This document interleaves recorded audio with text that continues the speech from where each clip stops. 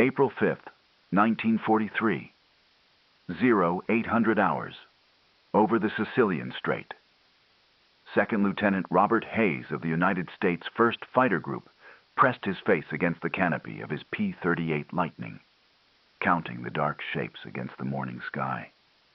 50, 60, 70 transport aircraft, lumbering northeast like a migration of mechanical geese. His hands trembled as he rechecked his fuel gauge, his ammunition counter, the formation of his squadron mates. "They're evacuating," he radioed to his flight leader, Captain James Morris. "Just like Dunkirk, we're too late."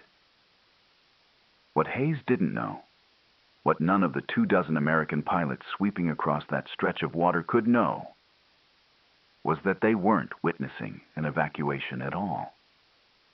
They were witnessing the opening act of the most complete military entrapment in modern history, a mathematical certainty unfolding in the North African sky that would transform their understanding of what was possible in 20th century warfare. The German transport fleet that Hayes observed that morning represented roughly 1/5 of the entire air transport capacity that the Luftwaffe had devoted to supplying Army Group Africa. Behind those 70 aircraft lay factories in Bavaria and occupied France, working around the clock to replace losses. Behind the American fighters lay an industrial system that could afford to lose 2 fighters in exchange for destroying 20 transports and still consider it an acceptable trade. Hayes couldn't see these equations yet. He saw only the immediate tactical situation, the targets in his gun sight, the familiar shape of the Junkers Ju-52 transports his intelligence briefings had shown him dozens of times. "All units, engage at will." Morris's voice crackled over the radio. Hayes pushed his throttle forward, and the Lightning accelerated toward the formation. What happened in the next 17 minutes would be repeated, with variations, nearly every day for the next 3 weeks. And with each repetition, the arithmetic would become more obvious, more brutal, more absolute. The mathematics were about to speak, and their verdict would be final. The mathematics were staggering. On that single morning of April 5th, the 2 American fighter groups claimed the destruction of 28 Axis aircraft, including 18 transports. German records would later confirm losses of 13 or 14 Ju-52 transports and 3 fighters. Even accepting the more conservative German count, the Luftwaffe had lost roughly 20% of the transport aircraft committed to that single convoy. The escorts had proven inadequate. The flight path was predictable. The Allied fighter superiority was absolute. And there were still 38 days until the final surrender. The scale was unprecedented. To understand what Hayes and his fellow pilots had stumbled into required understanding what the Luftwaffe was attempting to accomplish. Roughly 250,000 German and Italian troops remained in northern Tunisia, compressed into an ever-shrinking perimeter. They consumed, according to German logistics officers, approximately 1,500 tons of supplies per day. The Ju-52 transport, the backbone of German air transport, could carry 2 tons of cargo. To meet minimum supply requirements would require 750 transport sorties per day. The Luftwaffe had, at peak capacity, perhaps 300 transport aircraft available for Tunisia operations, even operating 3 sorties per aircraft per day, which exceeded safe maintenance limits. They could deliver at most 1,800 tons, and that assumed 0 losses to Allied fighters, 0 losses to mechanical failure, 0 losses to weather. The mathematics of starvation had already been written. Hayes and his squadron mates were simply adding their signatures to the bottom of the page. The transformation was absolute. 2 years earlier, in May 1941, the Luftwaffe had executed the largest airborne operation in history, capturing Crete from British and Greek defenders through overwhelming air superiority. German transport aircraft had operated with near impunity, delivering troops and supplies across hostile waters. The Allies had evacuated, suffering heavy losses in the process. Every German officer in Tunisia knew this history. Many had participated in it. What they didn't yet understand was that the equation had inverted. The side with air superiority had changed. The side attempting evacuation had changed. And the side with industrial depth, with training capacity, with replacement aircraft flowing from factories that operated beyond the range of enemy bombers. That side was now the Allies. The paradigm had shifted so completely that even witnessing the shift, many refused to believe it. The path to this moment had been long and costly. Lieutenant Hayes had arrived in North Africa in February 1943, part of the massive American buildup following Operation Torch, the Allied invasion of French North Africa. His training had been thorough, but entirely theoretical. Flight school in Arizona, gunnery practice over the Gulf of Mexico, formation flying over the pine forests of Georgia. Nothing had prepared him for the reality of combat over the Mediterranean.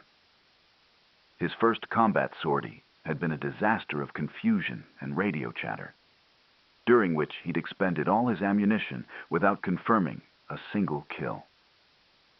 His squadron commander, a 31-year-old veteran of the Battle of Britain named Captain Edward Walsh, had been patient but firm. "You're thinking like this is target practice, Lieutenant. It's arithmetic. Every shell you fire that doesn't hit costs us the weight and supplies to replace it. Every German transport that makes it through delivers 2 tons that keeps their army alive another day. The math is simple. Make your shots count." Hayes had taken the advice to heart. By early April, he had 3 confirmed kills and 2 probables. He'd learned to conserve ammunition, to lead his targets properly, to work in coordination with his wingman. He'd learned the mechanical details of his aircraft intimately. The P-38 could dive faster than any German fighter, could outrun everything except the Focke-Wulf FW-190, could carry enough fuel to loiter over the target area for extended periods. Most importantly, he'd learned to read the patterns of German air operations. Morning convoys, typically departing Sicily between 0700 and 0800 hours. Late afternoon convoys, returning empty from Tunisia. Night operations were increasing, but those belonged to other squadrons equipped with radar. The daylight sky belonged to the Americans. What Hayes didn't know was that his squadron was part of a much larger operation, designated Operation Flax by the Allied command. The architect of this operation was Major General James Doolittle, the same man who had led the April 1942 bombing raid on Tokyo. Doolittle understood arithmetic in a way that few commanders did. He'd calculated that the Luftwaffe had roughly 450 transport aircraft available for Mediterranean operations at the start of April 1943.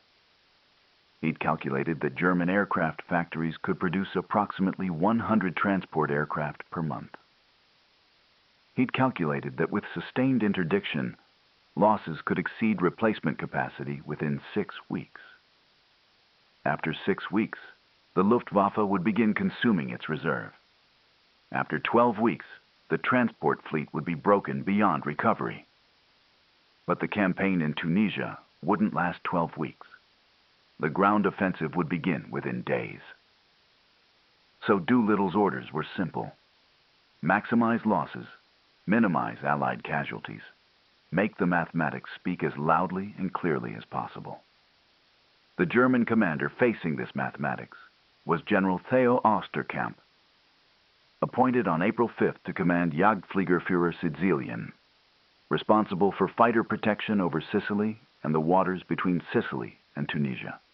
Osterkamp was 61 years old, a veteran of the First World War, holder of the Pour le Mérite, an officer who'd flown biplanes over the trenches of France and had adapted painfully to the reality of monoplane fighters and radar and radio communication. He'd been given 148 fighters to protect the transport convoys. His counterpart in Tunisia, Hans Seidemann, commanded approximately 300 fighters. Together, they faced an Allied fighter force that numbered in the thousands. Osterkamp was not stupid. He could do arithmetic. But he'd been given his orders by Hermann Göring personally. Maintain the air bridge to Tunisia, prevent the collapse of Army Group Africa, ensure that German troops were supplied and, if possible, evacuated. Adolf Hitler had forbidden any consideration of large-scale evacuation, believing it would signal weakness and encourage Italian defection from the Axis. So Osterkamp's task was mathematically impossible from the start. Supply an army of 250,000 men using a transport fleet that could barely sustain 20,000. Do so while facing overwhelming Allied air superiority. Do so despite direct orders that prevented the only rational solution, which was immediate and total evacuation by every means available. The first revelation came on April 10th, 1943. Hayes was part of a 75-aircraft sweep that morning, the largest concentration of American fighters he'd yet seen operating together. The briefing had been precise. Intercept Italian supply convoys operating between Sicily and Cape Bon. The intelligence officer, a captain named Robert Morrison, had been unusually specific about what they expected to encounter. SM-82 transports, Morrison had said, tacking reconnaissance photos to the briefing board. 3 engine jobs, big and slow. They've been running these things at wave-top level to avoid radar.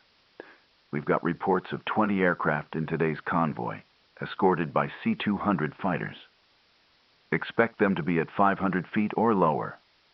Your job is to intercept before they make landfall at Cape Bon. Hayes had been assigned to the second flight, flying as wingman to Captain Walsh. They'd climbed to 15,000 feet in the darkness before dawn, cruising east toward the intercept point. The sun rose behind them, painting the Mediterranean copper and gold. Hayes remembered thinking how beautiful it was, how peaceful the water looked from altitude. Then Walsh's voice on the radio. Contacts, 11 o'clock low, range 8 miles. Hayes had scanned the horizon and seen them, dark specks against the lighter water, flying in a ragged formation. As the American fighters dove to attack, the scale of the convoy became clear. Not 20 transports, closer to 30. And scattered around them, the Italian escort fighters, wheeling and diving in defensive patterns that looked choreographed, but proved ineffective. What happened next was slaughter disguised as combat. The SM-82 transports were massive aircraft, designed to carry troops or cargo over long distances. They were slow, unmaneuverable, and lightly armed.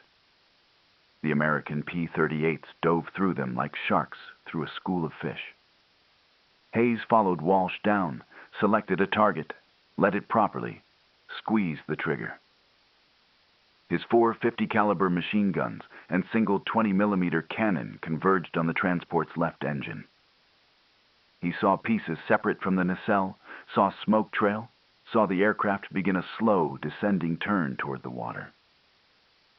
He didn't watch it hit. He was already selecting his next target. The engagement lasted perhaps 8 minutes. When it was over, the Americans climbed back to altitude and counted their victories. Hayes had claimed 2 transports, destroyed, 1 probable. Walsh had claimed 3. Across the formation, the totals mounted.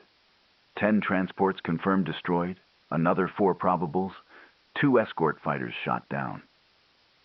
But it was what happened later that morning that truly revealed the scale of what the Allies were accomplishing.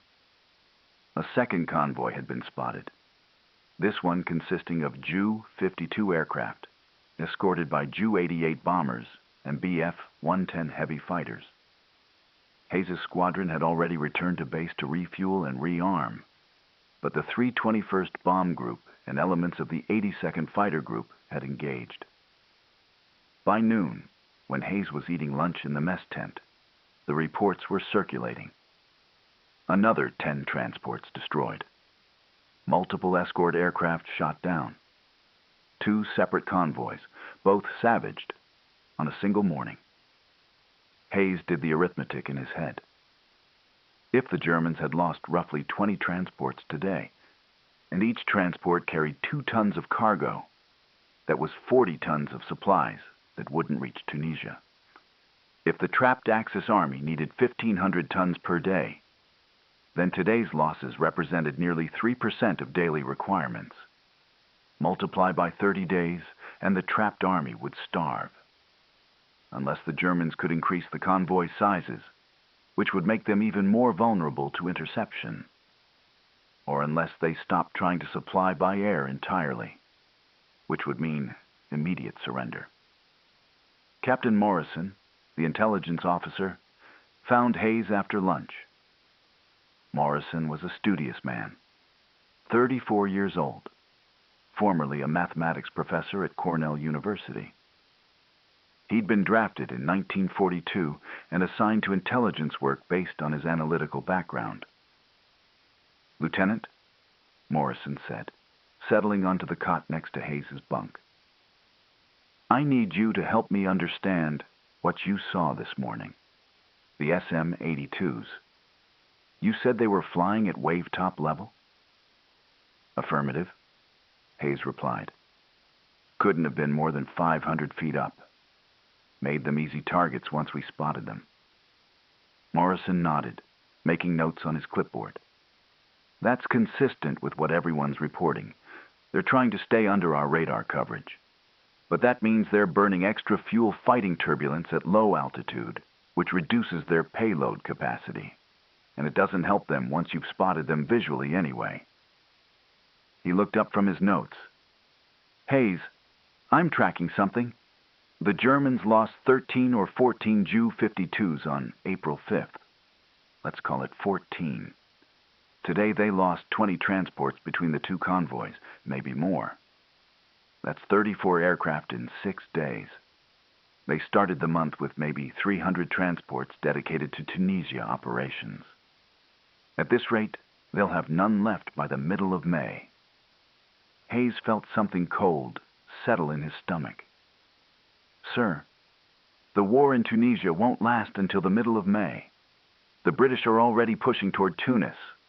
Patton's Second Corps is advancing from the west. If the Germans don't evacuate now, they'll be surrounded." "That's exactly right, Lieutenant. Which means one of 2 things. Either the Germans are going to attempt a massive evacuation very soon, which will give us target-rich opportunities like nothing we've ever seen. Or..." Morrison paused, choosing his words carefully. "Or they're not going to evacuate at all. Hitler will leave them there to be captured. 250,000 men just left behind." The concept was difficult to process. Hayes had grown up reading about military history, had studied the great evacuations. Dunkirk in 1940, where the British had saved over 300,000 men. Gallipoli in 1916, where the British and Anzac forces had evacuated without loss after months of stalemate.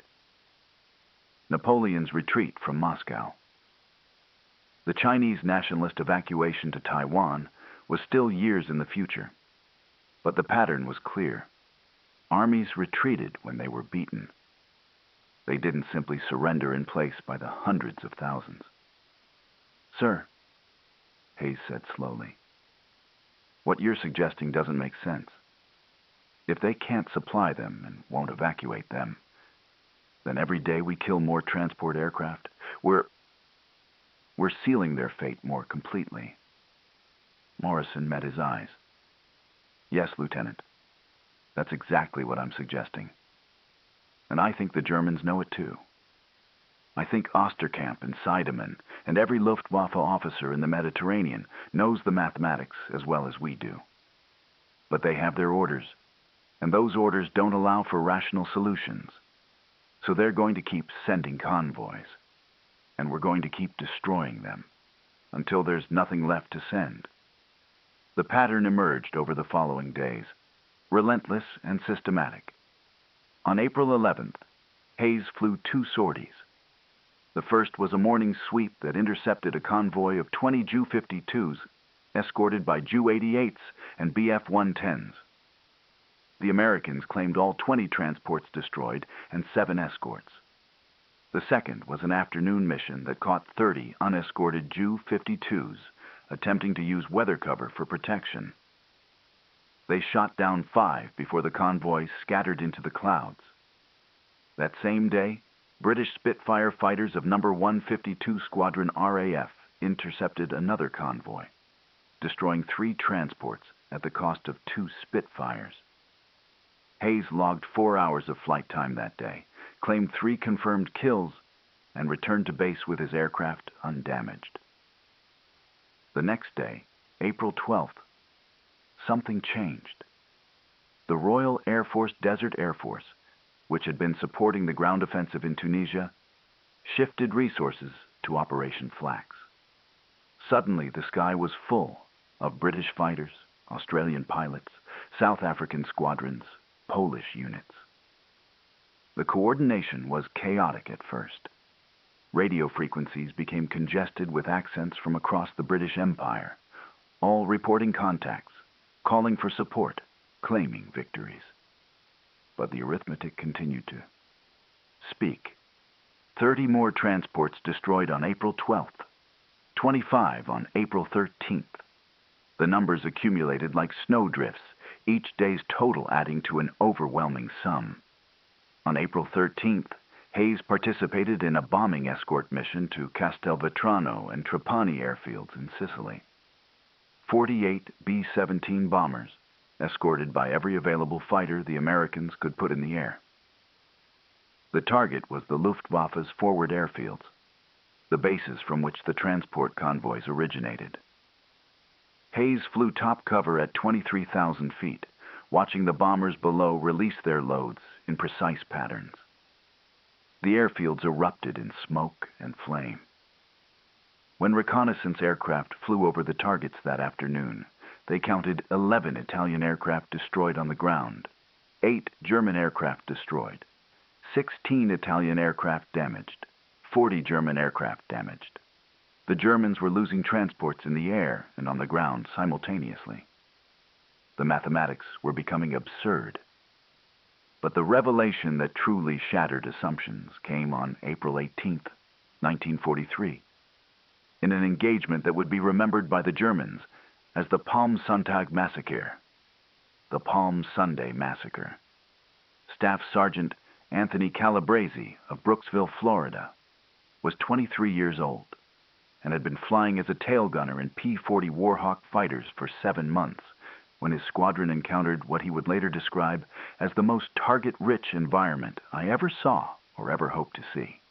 Calabrese was part of No. 7 Wing South African Air Force, attached to the American effort for the Spring Offensive. His pilot was a South African lieutenant named Peter van der Merwe, 31 years old, a farmer's son from the Orange Free State, who'd learned to fly on a mail route through the Drakensberg Mountains.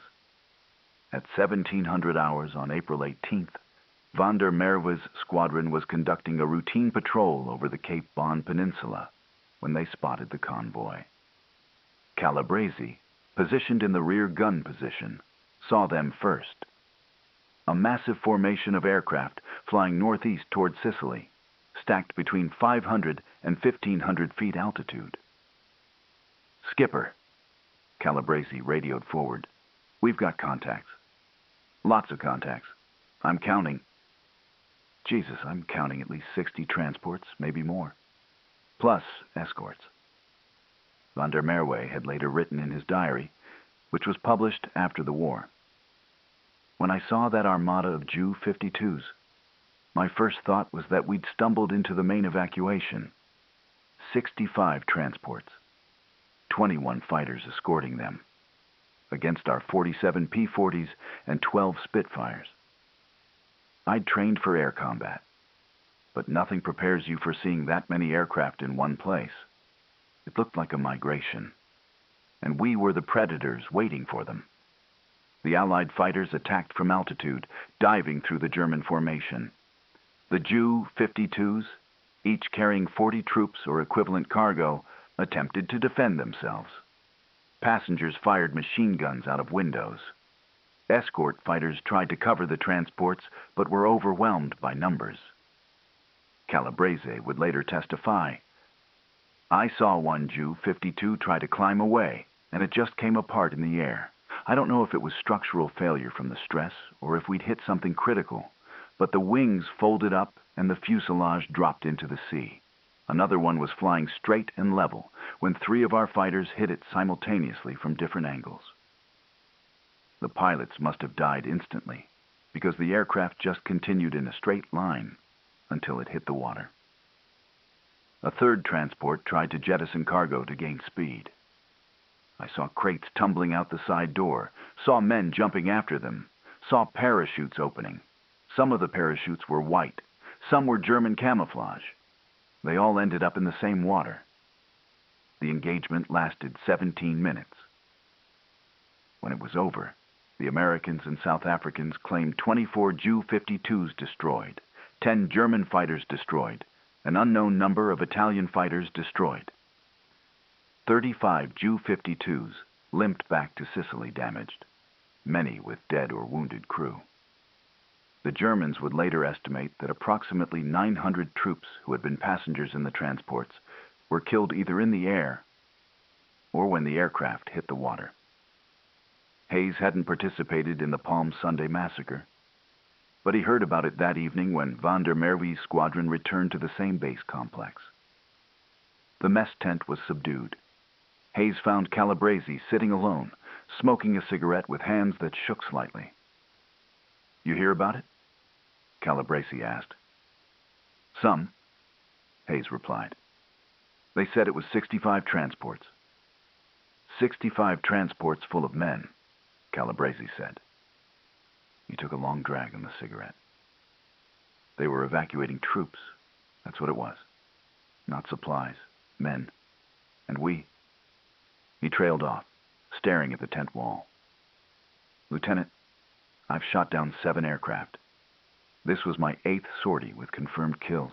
Every time before it was fighter to fighter, or we got a bomber, or we hit a transport that was carrying ammunition or food. This time, when those transports hit the water, I could see men swimming. Some of them made it to the surface. The water was rough. I don't know how many survived." Hayes didn't know what to say. After a moment, Calabrese continued. "The South African pilots, they were celebrating. Biggest victory of the campaign, they said.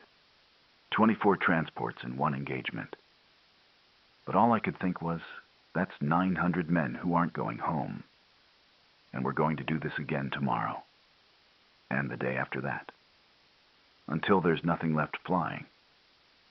Hayes thought about Morrison's prediction. Either a massive evacuation attempt or no evacuation at all.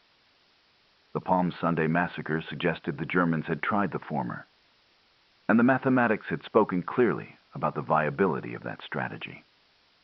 The scale became clear through accumulated documentation. Captain Morrison's intelligence summaries, compiled from pilot reports, German radio intercepts, and reconnaissance photos, told a story more complete than any single participant could see. April 5th, 14 to 28 transports destroyed. April 10th, 20 transports destroyed April 11th. 25 transports destroyed April 12th. 30 transports destroyed April 13th. 19 transports destroyed on the ground. April 16th. 8 transports destroyed April 18th. 24 transports destroyed, Palm Sunday massacre. Plus 16 SM-82s destroyed by South African fighters in separate engagements. But April 22nd, 19 transports destroyed, including 16 Me-323 Giants. The Me-323 destruction was particularly significant. These aircraft were massive, powered by 6 engines, capable of carrying 20 tons of cargo. Each one represented the transport capacity of 10 Ju-52s. Hayes had seen photographs of the wreckage. Enormous metal carcasses, half submerged in the Mediterranean. Wings spread across the water like monuments to industrial ambition. 16 of them destroyed in a single day. 320 tons of cargo capacity eliminated in one engagement. By April 27th, Morrison's tally showed 194 Axis transport aircraft destroyed or damaged beyond repair since the beginning of Operation Flax. German records, consulted after the war, would suggest the actual number was closer to 160. Even accepting the lower German count, the Luftwaffe had lost more than half of its transport capacity devoted to Tunisia operations in 3 weeks. Hermann Göring's response revealed the paradigm shattering. On April 27th, the Reichsmarschall ordered all transport operations to Tunisia to cease immediately. According to testimony given at Nuremberg by General Erhard Milch, Göring's deputy, the order came during a staff meeting at which losses were being discussed. Milch had testified. Göring was furious. He blamed the fighter escorts, blamed the transport pilots, blamed everyone except himself for the situation. He said, "We will not waste another transport aircraft on Tunisia. Let the army use the supplies they have. Let them break out if they want to evacuate." I pointed out that the army had perhaps 2 weeks of supplies remaining, that a breakout was impossible against the Allied ground forces, that without evacuation, the entire army would be lost. Göring's response was to order me out of his office. Field Marshal Albert Kesselring, overall German commander in the Mediterranean, had countermanded Göring's order within 24 hours. But the compromise was telling. Transport operations would continue, but only at night, and at a greatly reduced scale. The day convoys, the massed formations of 40 or 60 aircraft that had characterized the first 3 weeks of April, were over. The mathematics had spoken, and even the most ideologically committed Nazi leadership had to acknowledge arithmetic. But the night operations, while safer from fighter interception, suffered from their own limitations. Ju-52s could carry less cargo flying at night due to navigation equipment weight. Landing in Tunisia at night, on damaged airfields subject to Allied bombing, resulted in frequent crashes. And the reduced scale meant that even successful night operations delivered perhaps 200 tons per day, less than 15% of the trapped Army's requirements. Technical Sergeant Edward Chen of San Francisco, California, 30 years old, was a maintenance chief for the 82nd Fighter Group and kept detailed logs of aircraft status. His records, preserved in the National Archives, provide a window into the Allied side of the equation. On April 30th, Chen's unit had 42 P-38 fighters operational out of 48 assigned. Of the 6 non-operational aircraft, 4 were undergoing routine maintenance, 1 had suffered landing gear damage on a rough runway, and 1 had been hit by ground fire over Tunisia, but had made it back to base. The ratio was typical. Roughly 90% operational readiness, sustained day after day, week after week. Chen had written in his maintenance log, "The aircraft are holding up better than I expected. We're flying 2 or 3 sorties per day per aircraft, and the engines are handling it. The Allison V-1710 is proving reliable despite the heat and dust. We're getting replacement parts by sea convoy every 10 days like clockwork." Contrast this with what we're hearing about the Germans. Their fighters are cannibalized for parts. Their transport aircraft fly until something breaks, then sit on the ground because there are no spare parts. Our logistics are boring.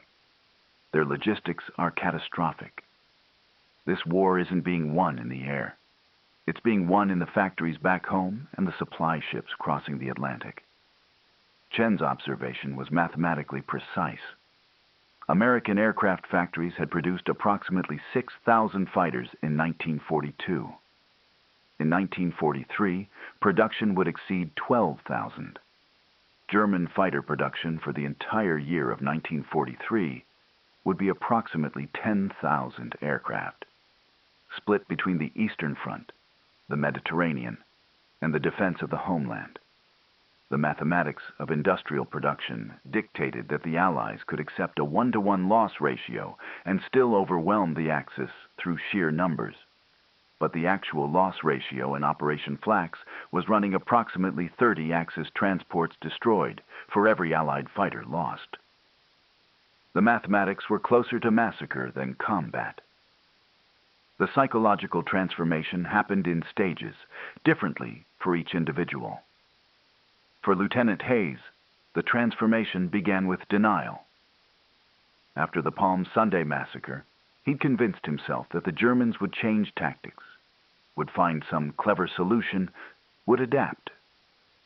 The Germans were supposed to be brilliant tacticians, after all. Everyone had grown up reading about Rommel, the Desert Fox, the master of mobile warfare. Surely they would devise some countermeasure to Allied air superiority. Then came doubt. On May 1st, Hayes flew a patrol that spotted a single Ju-52 flying alone at wave-top level, using the dawn light for cover. Hayes and his wingman had intercepted easily. As Hayes lined up his shot, he could see into the transport's windows, faces looking out at him. Some were civilians, probably Italian technicians being evacuated. The transport pilot made no evasive maneuvers, just flew straight and level, as if resigned to fate. Hayes had fired a short burst, walked his rounds into the left engine, watched the transport bank toward the water, and ditch successfully. He'd seen the crew and passengers scramble out onto the wing before the aircraft sank. He'd called for air-sea rescue on the emergency frequency. Then he'd climbed back to altitude, feeling sick to his stomach. That evening, he'd found Morrison in the intelligence tent. "Sir, why are they still flying? The transports. Why are they still trying? It's suicide. We shoot down 90% of what they send. The remaining 10% can't deliver enough supplies to matter. Why don't they just stop?" Morrison had looked up from his desk, where he was compiling the day's reports. "Because, Lieutenant, stopping means admitting defeat. Means acknowledging that 240,000 men are going to be captured because there's no way to supply them and no way to evacuate them. The Germans are very good at many things, but they're not good at admitting impossible situations. So they keep trying, and we keep shooting them down, and the mathematics keep speaking." The acceptance came on May 4th. Hayes was listening to the BBC radio broadcast in the mess tent. The announcer, speaking in crisp British tones, reported that Tunis had fallen to British forces. American forces had captured Bizerte. The Axis perimeter in Tunisia was now less than 30 miles across. The ground offensive, Operation Vulcan, had been devastatingly effective. The trapped Axis forces were out of fuel, low on ammunition, running out of food. Surrender was imminent. Hayes had done the arithmetic in his head. The Allies had been interdicting transport convoys for 30 days. In that time, they'd destroyed roughly 200 transport aircraft and damaged perhaps 100 more. They'd prevented at least 10,000 tons of supplies from reaching Tunisia, probably more. The trapped Axis army had slowly starved, not of food exactly, but of everything an army needs. Gasoline, ammunition, spare parts, medical supplies. And now, with the ground forces compressed into a tiny pocket, there was nowhere left to retreat to. The mathematics had run their course to the inevitable conclusion. That night, Hayes wrote a letter to his younger brother, Thomas, who was in high school in Oregon. The letter was preserved in the Hayes family archives and later donated to the Library of Congress.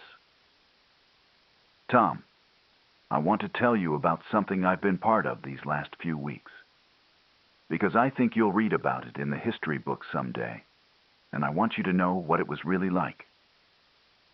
We've been shooting down German transport aircraft. Lots of them. More than I can keep track of. At first, I thought we were just doing our job, intercepting supplies, helping the ground forces. But I've come to understand it differently now. We weren't just stopping supplies. We were writing an equation. Every transport we shot down represented 2 tons of supplies that wouldn't arrive. Every escort fighter we destroyed meant 1 less aircraft to protect the next convoy. Every airfield we bombed meant longer flight times and higher fuel consumption. We were creating a mathematical certainty. The Axis forces in Tunisia would be captured because there was no possible way to supply them or evacuate them against our air superiority. The Germans knew this too. Their pilots knew it. Their commanders knew it. But they kept trying anyway, because the alternative was admitting that 250,000 men were doomed. And I think that's the thing that's going to haunt me, Tom. Not the shooting. I'm a fighter pilot. That's my job. But the knowledge that we were part of a system that made defeat mathematically certain. And the Germans kept throwing men into that system anyway. Kept sending up transports full of supplies or troops until we destroyed their entire transport fleet. That's what modern war looks like. Not heroic charges or brilliant maneuvers. Just arithmetic, played out with aircraft and cargo and human lives until the numbers say there's no choice left but surrender. First, Lieutenant Sarah Mitchell, 25 years old, from Baltimore, Maryland, was an Army nurse stationed at a field hospital near Bizerte. On May 7th, when American forces entered the city, Mitchell and her medical team followed to set up aid stations for wounded soldiers. What she found contradicted everything she'd been told about German military efficiency. The Axis hospitals were overwhelmed, undersupplied, and had been operating without adequate medicine for weeks. Mitchell would later testify in an oral history interview. The German doctors were competent, very professional, but they had nothing to work with. No morphine, no sulfa drugs, no plasma. Bandages were being washed and reused until they fell apart. The surgical instruments were sterilized by boiling because they had no alcohol. Men were dying of infections that we could have treated easily with penicillin, which we had in abundance. The Italian hospitals were worse. Some of the Italian wounded were lying on the floor because there weren't enough beds. One German doctor, an older man who spoke English, pulled me aside. His name was Dr. Heinrich Waldmann from Munich, probably 55 years old. He said to me, "Nurse, you must understand. We have not had supply ships arrive for 3 weeks. The aircraft bring in some supplies, but not enough. Never enough. We chose between giving 1 wounded man a full dose of morphine or giving 10 men a small dose. We chose between operating on the soldier who might survive with surgery or saving our limited anesthesia for the next 10 casualties. We made these choices every day for 3 weeks. And now we have surrendered. And I am so grateful, because now the men will receive proper medical care, even if they are prisoners." Mitchell's testimony revealed another dimension of the mathematics. The transport aircraft that the Allies had been destroying had carried, among other things, medical supplies. Every Ju-52 shot down over the Mediterranean was 2 tons of supplies that didn't reach the field hospitals. Some of those supplies would have been ammunition or food. But some would have been morphine, sulfa drugs, bandages, anesthesia. The mathematics of interdiction had consequences that rippled through the entire trapped army, creating cascading failures in every system simultaneously. The broader context became visible only after the surrender. Operation Vulcan, the ground offensive that accompanied Operation Flax, had been designed to apply pressure while air interdiction eliminated resupply. The British First Army attacked from the west. The British Eighth Army attacked from the south. The American Second Corps attacked from the northwest. The trapped Axis forces defended each position desperately, but without fuel for counterattacks, without ammunition for sustained resistance, without food for stamina, the defenses crumbled sector by sector. Major General Orlando Ward, commanding the 1st Armored Division, described the final days in his memoir. The German resistance was determined, but unsustainable. They would hold a position until they ran out of ammunition, then surrender. There was no panic, no rout. They fought as long as they could fight, then stopped. The Italian units were more variable. Some surrendered immediately. Others fought as hard as the Germans. But all of them were starving, all of them were exhausted, and all of them knew the war was lost. We took prisoners by the thousands, then by the tens of thousands. The prisoner pens became cities. We didn't have enough guards, enough food for them, enough water, enough latrines. General Eisenhower was right to wonder why the staff colleges never taught us how to handle 250,000 prisoners. Nothing in our training prepared us for victory on this scale. The numbers were staggering. Between May 6th and May 13th, 1943, approximately 240,000 Axis soldiers surrendered in Tunisia. The composition was roughly 140,000 German troops and 100,000 Italian troops. They represented 12 German divisions and 8 Italian divisions. The surrender included 32 generals, of whom 15 were German and 17 were Italian. The amount of equipment captured included approximately 250 tanks, 2,000 artillery pieces, 1,500 mortars, and roughly 150,000 rifles. All of this equipment was now useless because there was no fuel to move it, no ammunition to fire it, no army to employ it. The contrast was everywhere. While German and Italian prisoners complained of having received half rations for the final 3 weeks of the campaign, Allied soldiers were well fed from supply lines that stretched unbroken back to the ports of Oran and Algiers, and from there across the Atlantic to America. While Axis wounded suffered from lack of medical supplies, Allied field hospitals had so much sulfa powder and morphine that doctors could use generous doses without concern for conservation. While Axis tanks sat immobile for lack of fuel, Allied armor units operated with full tanks and reserve fuel trucks accompanying every movement. Staff Sergeant Charles Thompson, 29 years old, from Chicago, Illinois, was a military policeman assigned to guard duty at one of the prisoner camps that sprang up near Tunis. Thompson kept a diary that was later published in a collection of soldier writings. His entry for May 15, 1943 read, "Guarding the German prisoners is strange duty. They're not what I expected. Some of them are defiant, refusing to answer questions beyond name and rank. But most are just tired. They sit in groups of 10 or 20, smoking cigarettes we give them, eating the rations we provide, which they say are better than what they've been getting for the last month." One German corporal, maybe 22 years old, spoke some English. He told me they'd known for weeks that they were going to be captured. He said, "We listened to the BBC radio. We knew Tunis would fall, knew Bizerte would fall, knew there was no way for us to be evacuated or supplied. Every day we expected the order to surrender. But Hitler forbade it, so we waited, grew hungrier, ran out of bullets, and finally surrendered anyway. We could have done this 3 weeks ago and saved thousands of lives." But that's not how Hitler thinks. The Italian prisoners are different. They're openly relieved to be out of the war. They smile at the guards, help distribute food to their own men, cooperate with everything we ask.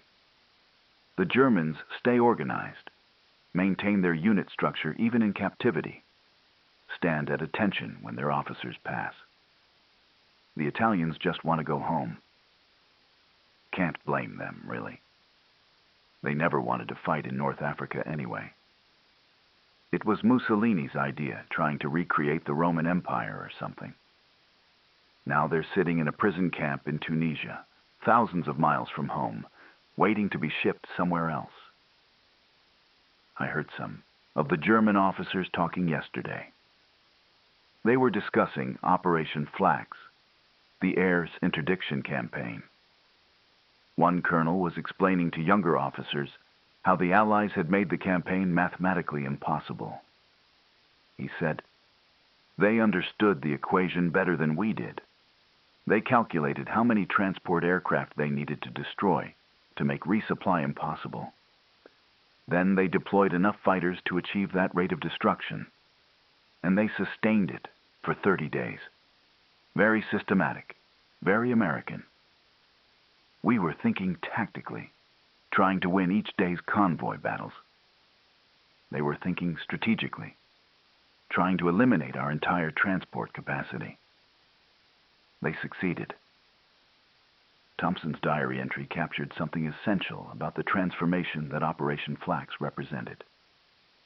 The Americans, the British, the South Africans, the Australians, all the Allied pilots who'd participated in the interdiction campaign, had not been fighting separate battles. They'd been executing a systematic reduction of German transport capability, day after day, until the mathematics made further resistance impossible. And the Germans, despite their tactical skill and operational experience, had been unable to counter it because the mathematics were inescapable. You cannot supply 250,000 men with an air fleet that's shrinking by 6% per day. The numbers don't work. And once the numbers don't work, no amount of courage or determination can change the outcome. The human dimension emerged through individual stories. Luftwaffe pilot Oberleutnant Franz Schultz, 27 years old, from Hamburg, had flown Bf 109 fighters as escort for transport convoys throughout April 1943. He was shot down on April 23rd, bailed out over the Mediterranean, and was rescued by an Italian patrol boat. After the surrender, Schultz was interviewed by American intelligence officers. The transcript of that interview is preserved in the U.S. Army Military History Institute. Interrogator: "You flew escort for transport convoys from April 5th to April 23rd. Can you describe what you observed?" Schultz: "What I observed was the systematic destruction of our transport fleet. Every day we flew 3 or 4 missions. Every day we lost transports. The Americans had so many fighters. We would see a convoy of 30 Ju-52s. We would have 6 or 8 fighters as escort. And suddenly there would be 20 or 30 P-38s diving on us from altitude. We tried to defend the transports, but the mathematics were impossible. If I shoot down 1 P-38, perhaps the Americans lose 1 pilot. If 1 Ju-52 is shot down, the Luftwaffe loses a 4-man crew and 2 tons of cargo and 1 transport aircraft that took perhaps 3,000 man-hours to build. The exchange rate did not favor us." Interrogator: "Did you believe the convoys could succeed?" Schultz: "At first, yes. We thought the Americans would tire, would make mistakes, would allow gaps in their coverage. But they didn't. They had unlimited aircraft, unlimited fuel, unlimited pilots. We had neither unlimited aircraft nor unlimited pilots. By the middle of April, I knew that the army in Tunisia was lost. Every pilot knew. We flew because those were our orders, but we knew." Interrogator: What were your thoughts when you were shot down? Schultz. I was grateful. That sounds cowardly, perhaps, but it's true. I was grateful to be out of the fighting, grateful to be alive. 3 of my squadron mates were dead. 2 more were missing. I had flown 23 combat sorties in April. I had shot down 2 P-38s and probably damaged a third. I had watched perhaps 50 transport aircraft go down. I had watched the war turn into arithmetic, and the arithmetic said we were losing. Being rescued meant I would survive. Being captured meant the war was over for me. I felt relief. Schultz's testimony revealed the psychological burden that Operation Flax had imposed on German air crews. They were not stupid men. They could count their losses as easily as Morrison compiled his reports. They knew the mathematics were against them. But they continued flying because military discipline demanded it, because their comrades needed protection, because surrender in the air was not an option. The arithmetic was merciless to all parties. The final irony emerged during the interrogation of senior Axis officers.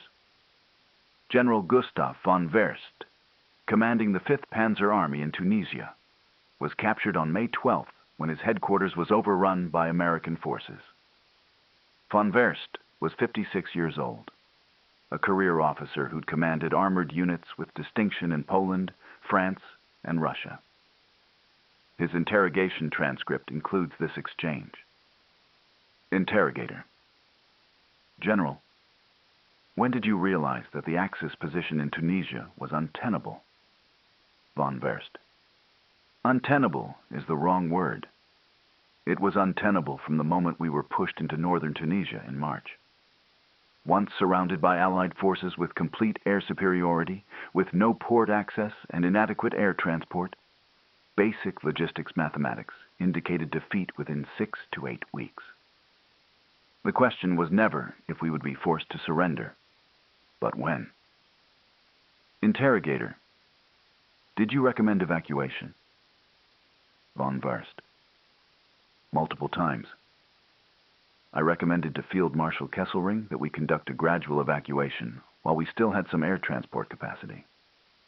My suggestion was to evacuate specialized units first, the panzer crews, the paratroopers, the experienced infantry, the men who could not be easily replaced. We could have gotten perhaps 50,000 men out if we'd started in late March.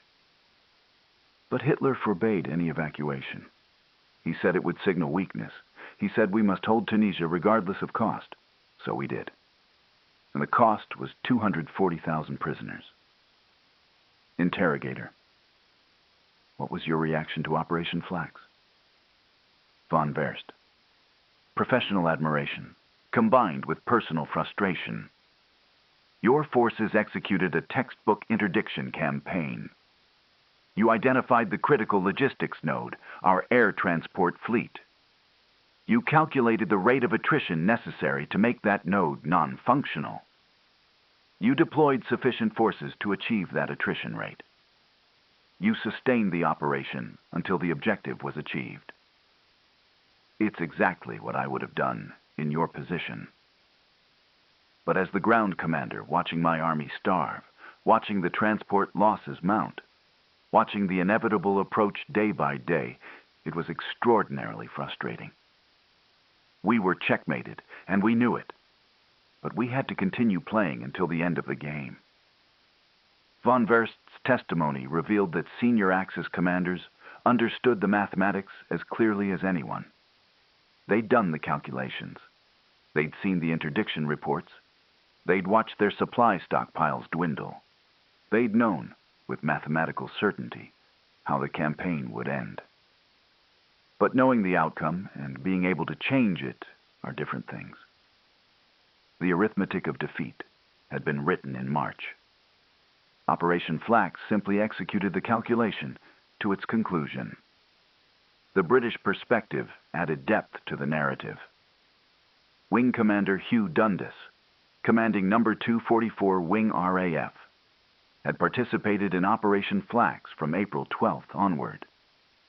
Dundas was 23 years old, from Yorkshire, and had been flying Spitfires since 1941.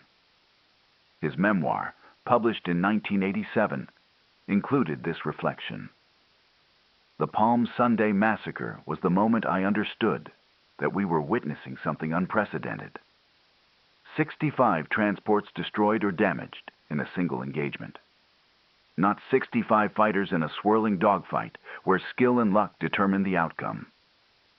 65 transports flying in formation, attempting to evacuate troops from a doomed position, shot down by numerically superior forces with complete tactical advantage. It wasn't a battle. It was an execution. I think about those German transport pilots sometimes. They were experienced men, many of them veterans of the airlift to Stalingrad. They knew the odds were against them. They knew that flying in daylight, in large formations, across waters dominated by Allied fighters, was nearly suicidal. But they did it anyway, because those were their orders, because their army needed evacuation, because the alternative was leaving comrades behind to be captured. And we shot them down, because those were our orders, because interdicting Axis logistics was our mission, because the strategic mathematics demanded it. There's a tendency to romanticize air combat, to think of it as knights jousting in the sky. Operation Flax wasn't that. It was industrial warfare reduced to its mathematical essence. X number of fighters can intercept Y number of transports per day. Z days of interdiction eliminates the entire transport fleet. The trapped army requires W tons of supplies per day. If supply delivery falls below W for T days, the army must surrender. Every variable in those equations was known. The outcome was calculable. We simply executed the calculation. Dundas's reflection captured the transformation that Operation Flax represented in the nature of aerial warfare. The air war over Britain in 1940 had been about fighter versus fighter combat, tactical engagements where individual skill mattered. The strategic bombing campaign against Germany was about destroying industrial capacity and civilian morale. But Operation Flax was different. Systematic elimination of a logistical capability through sustained interdiction. The goal wasn't to win dogfights or destroy factories. It was to prevent supplies from reaching their destination, thereby making continued resistance mathematically impossible. The Italian perspective provided contrast. Capitano Adriano Visconti, 31 years old, from Milan, had commanded an Italian fighter squadron escorting SM-82 transports. Visconti survived the war and was interviewed in 1953 for an Italian documentary. His testimony, translated from Italian: "We flew our missions knowing we could not protect the transports adequately. The SM-82s were large aircraft, slow, unable to maneuver. Against American P-38s or South African P-40s, they had no chance once intercepted. Our C-200 fighters were obsolete by 1943 standards. We were slower than the Allied fighters, less well-armed, and always outnumbered. But we flew because our soldiers in Tunisia needed evacuation, needed supplies, needed to know that the Regia Aeronautica had not abandoned them. The worst day was April 18th. We were escorting 12 SM-82s across the Mediterranean when we were intercepted by South African fighters. I saw 8 of the 12 transports shot down in perhaps 10 minutes. My squadron shot down 2 Allied fighters. But that was insignificant compared to the losses we suffered. That evening, I wrote in my diary, "We are fighting a war we cannot win, with equipment that cannot compete against forces that outnumber us 10 to 1. Every day we fly is another day that some men might be evacuated, might be supplied. But the mathematics are clear. We cannot sustain this. Italy will lose this war, and when historians write about it, they will note that we fought bravely in a hopeless cause. I was correct about the historians, I think. We did fight bravely, but bravery cannot overcome arithmetic. The Americans understood this. They had more aircraft, more fuel, more pilots, more training, more everything. They used these advantages systematically. We had courage and desperation. In the mathematics of modern war, courage and desperation are not sufficient variables. Visconti's testimony revealed the Italian perspective, fighting not because victory was possible, but because duty demanded effort until the end. The Italian pilots knew they were losing. Unlike the Germans, many Italians had no ideological commitment to the Axis cause. They fought for their units, for their fellow pilots, for professional pride. But they had no illusions about the outcome. The mathematics were visible to everyone. The transformation complete, the meaning emerged. Lieutenant Hayes flew his last combat sortie over Tunisia on May 11, 1943. It was a patrol mission, looking for any last-ditch evacuation attempts. They found none. The Luftwaffe had stopped flying transport missions entirely. The war in North Africa was over, except for the formalities of surrender. Hayes logged 2 hours flight time, saw no combat, and returned to base. That evening, Captain Morrison found Hayes in his tent. "Lieutenant, I wanted to share something with you." Morrison opened his notebook to the final page of his Operation Flak summary. "We've been tracking the losses for 36 days, from April 5th to May 11th. American forces claim 543 Axis aircraft, destroyed in air-to-air combat during this period. British and Commonwealth forces claim 319. The totals include 672 transports and 190 fighters. German and Italian records, which we'll be able to verify once we capture their headquarters, will probably show lower numbers. Maybe 450 to 500 total aircraft lost. But even using the conservative estimate, the Luftwaffe and Regia Aeronautica lost somewhere between 60 and 75% of their transport aircraft assigned to the Tunisia operation. That's not attrition. That's annihilation." Hayes looked at the numbers. Nearly 700 aircraft.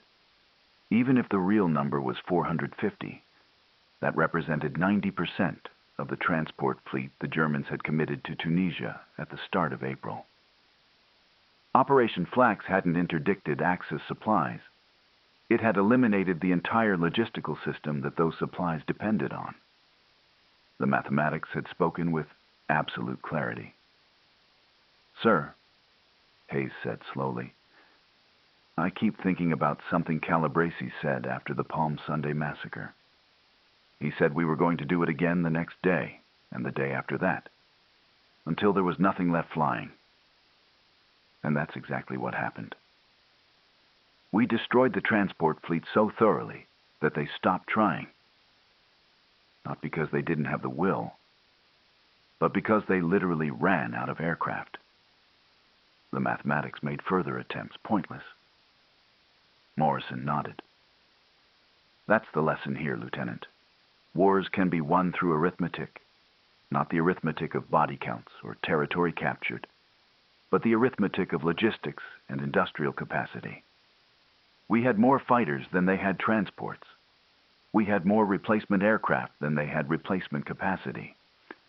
We had more trained pilots than they had escorts. So we calculated the exchange rate that would break their system, and we sustained that exchange rate until the system broke. And now 240,000 Axis soldiers are prisoners because the mathematics of supply and evacuation made any other outcome impossible. The prisoners themselves provided the final revelation. On May 16, 1943, Hayes was assigned to help process German prisoners at one of the camps near Bizerte. The work was tedious. checking names against lists, searching for intelligence documents, distributing food and water. Hayes was working through a group of about 50 prisoners when one man caught his attention. The man was older than most, perhaps 45, wearing Luftwaffe uniform with no rank insignia. Hayes called over an interpreter. "This man says he was a transport pilot," the interpreter explained. "He flew Ju-52s for Kampfgeschwader ZBV-1. Hayes looked at the pilot. "Ask him how many missions he flew in April." The interpreter translated. The pilot responded at length. "He says he flew 73 sorties in April, 3 sorties per day on average, sometimes 4. He says he flew to Tunisia carrying ammunition, medical supplies, gasoline, sometimes troops. He flew back empty, or sometimes with wounded. He says his squadron started April with 18 aircraft. By May 1st, they had 4 aircraft still flying. The others were shot down, crash-landed, or damaged beyond repair. He says the final 2 weeks, they flew only at night. And even then, they lost 1 or 2 aircraft every few missions. He says they knew they were losing the war because the mathematics were obvious. But they flew anyway because stopping meant abandoning the army." Hayes thanked the interpreter and moved on to the next prisoner. But the encounter stayed with him. 73 sorties in 1 month meant the pilot had flown into the interdiction zone through the gauntlet of Allied fighters more than 70 times and survived. The odds of that survival were astronomically low. Hayes thought about his own combat record. 38 sorties in April, 11 confirmed kills, 22 probables or damaged.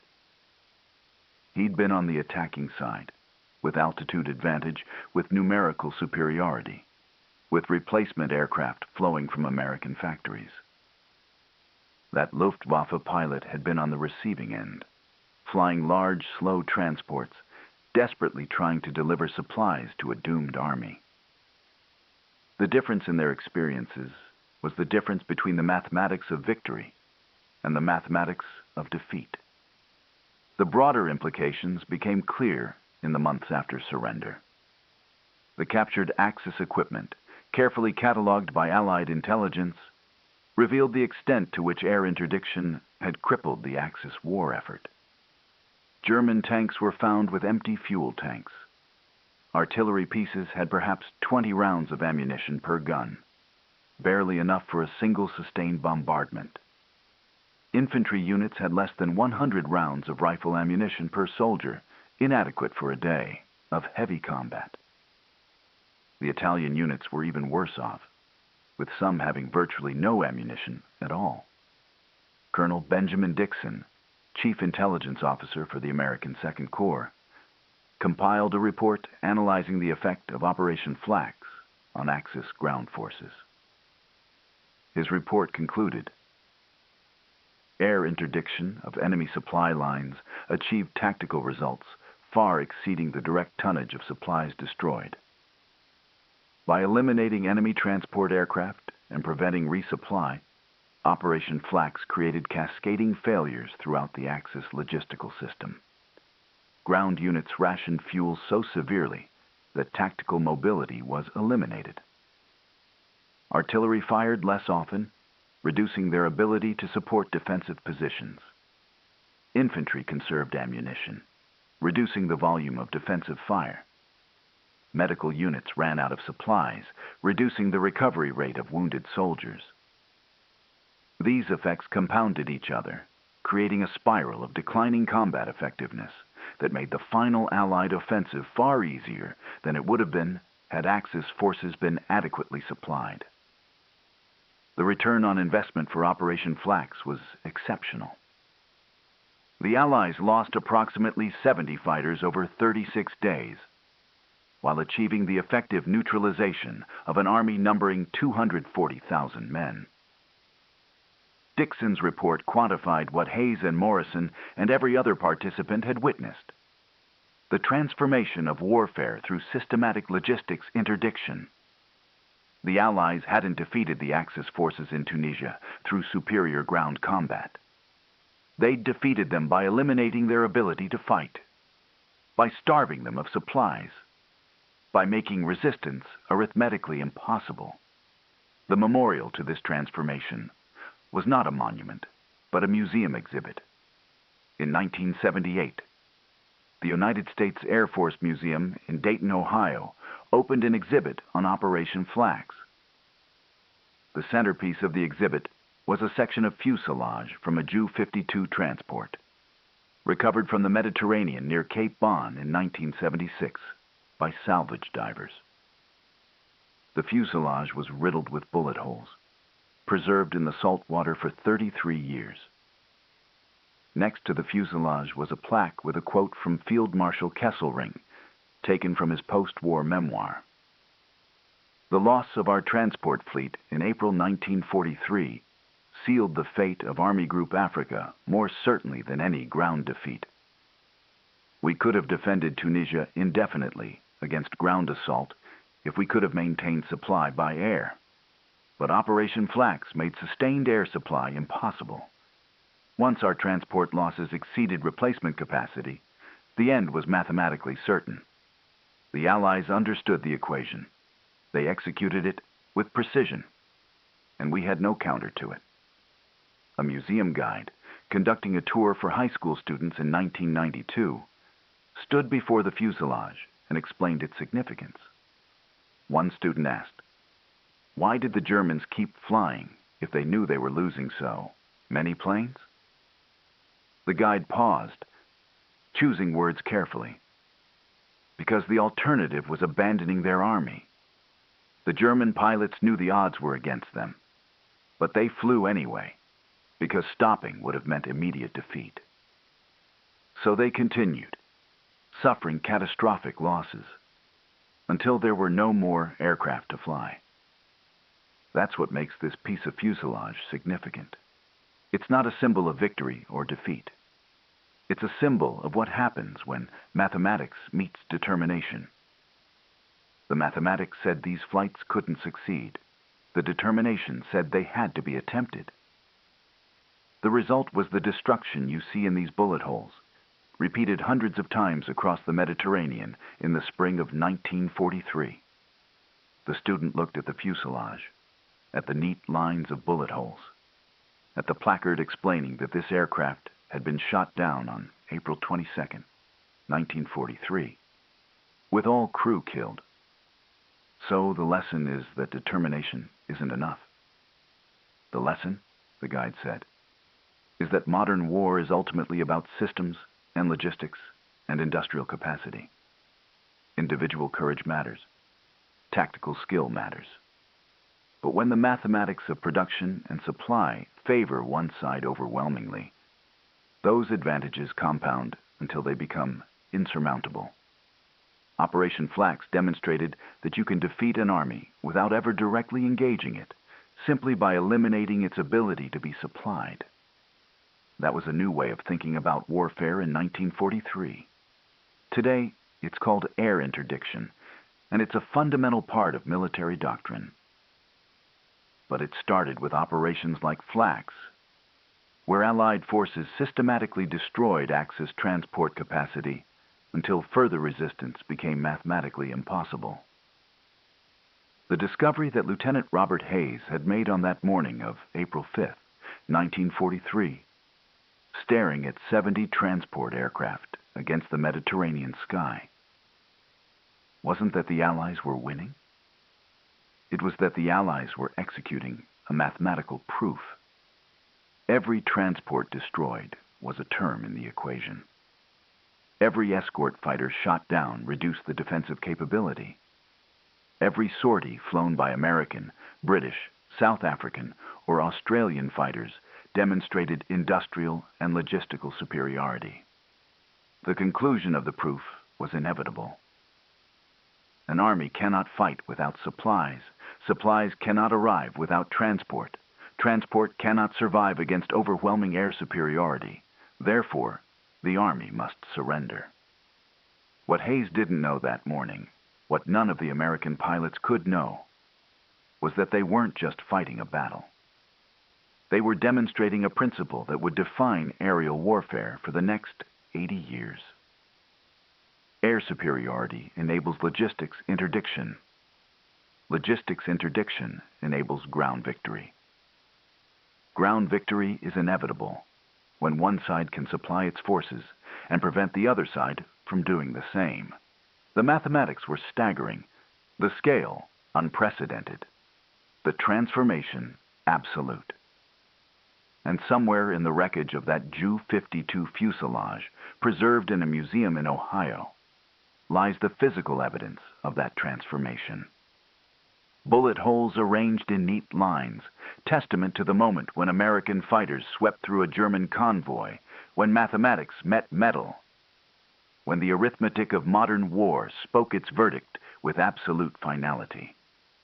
The passage through the Mediterranean was clear, not because the Axis fleet had been defeated, but because the Axis forces that the fleet might have supplied or evacuated were now prisoners.